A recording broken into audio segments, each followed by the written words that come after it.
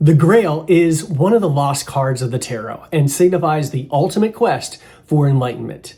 It bestows the healing powers of illumination and has an esoteric meaning of disruption. Hello, I'm Michael J. Auger, creator of the Allcento Tarot, and today let's shine a light on the 25th card of the Tarot's Major Arcana. The mysterious Grail has been described as not only a cup or a chalice, but also as a stone, a cauldron, and a serving dish or tray. Scholars continue to debate the Celtic, Christian, or other possible origins of this miraculous treasure. Some scholars link the Grail with the Black Cauldron of Welsh mythology that was gifted to Irish Lord Mathwich by Bran the Blessed, the giant king of Britain. This cauldron was said to restore life to the dead on the condition they could not speak. On an esoteric level, this suggests that enlightenment and everlasting life is a hidden knowledge that cannot be expressed by words, nor easily understood by those without the spirit. One of the first written references to the Grail is from an unfinished Arthurian romance written by Chrétien de Troyes from around the year 1180, titled Percival, the Story of the Grail, where it is described as a serving tray, with its miraculous nature left unexplained. Around the year 1200, Robert de Baron linked the Grail with the cup used by Christ at the Last Supper, and it became a common theme in literature related to King Arthur as a holy chalice that once touched the lips of Jesus with the power to disrupt death and bestow eternal youth.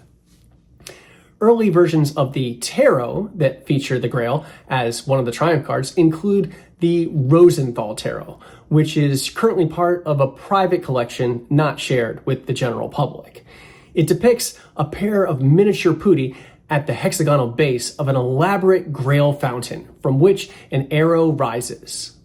On the base of the stem of the cup are words written in Latin that translate to read, "with neither hope nor fear." This motto embodies the ancient Greek and Roman Stoic philosophy of finding enlightenment by focusing on what one can control rather than what is being driven by external hopes or fears.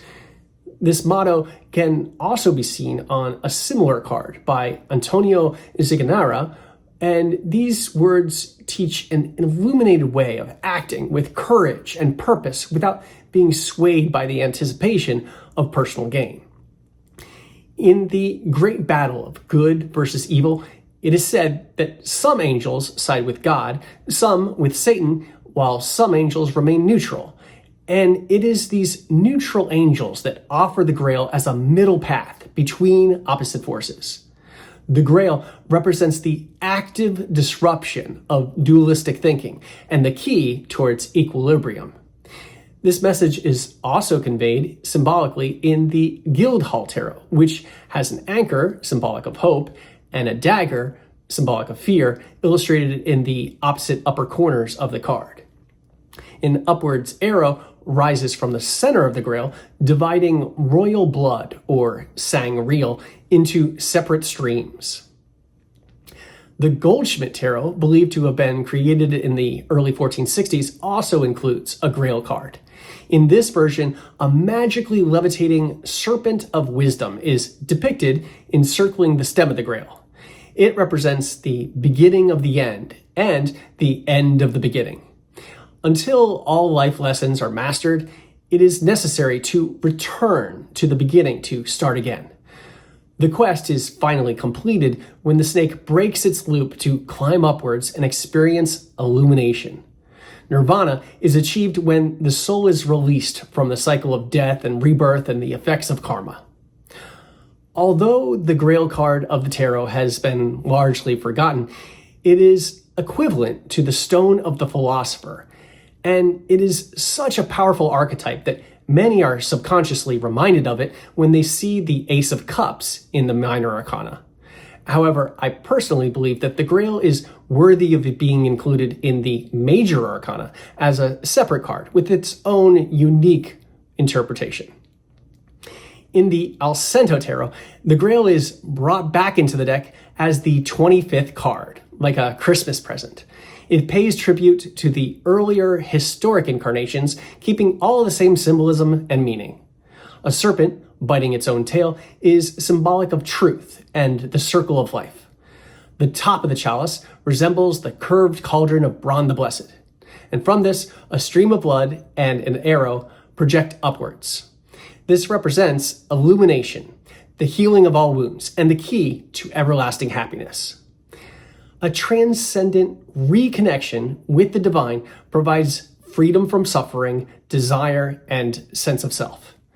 The Grail represents the conclusive fulfillment of a physical or even mystical experience. Bordering the Grail are an anchor and a dagger, representing the opposite energies of sanguine hope and conflicting fear.